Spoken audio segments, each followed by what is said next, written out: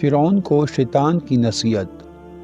ایک مرتبہ فرعون کے سامنے شیطان ظاہر ہوا اور اس نے فرعون سے پوچھا کہ تجھے کس نے خدا بنایا ہے اور تیرے اندر ایسا کون سا عمل ہے کہ تو اپنے آپ کو خدا سمجھ بیٹھا؟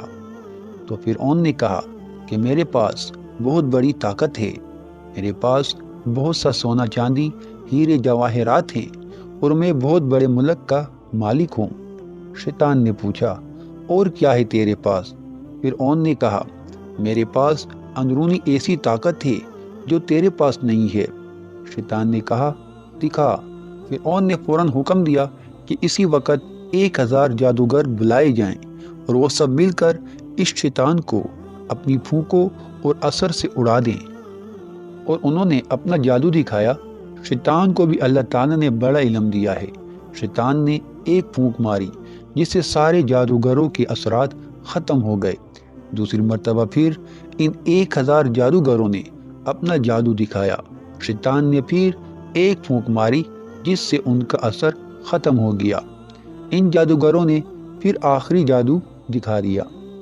شیطان نے پھر ایک پھونک ماری اور ہنس کر کہنے لگا کہ تم اگر ایسے 1000 جادو بھی دکھاؤ گے تو میرا کچھ بگڑنے والا نہیں ہے، سب ہوا میں تحلیل ہو جائے گا۔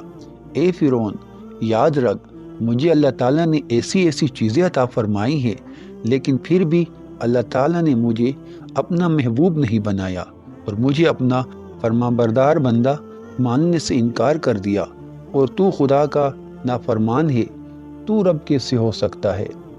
علماء کرام اس واقعے کے بعد لکھتے ہیں کہ انسان اگر خدا کی نافرمانی شہوت کی وجہ سے کر لے تو اس کا گناہ اللہ تعالیٰ معاف فرما دیتے ہیں۔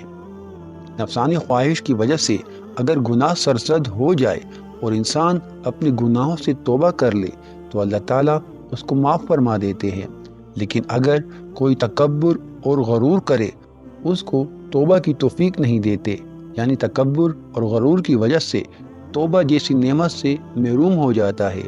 اللہ تعالیٰ ہم سب کی حفاظت فرمائے، آمین۔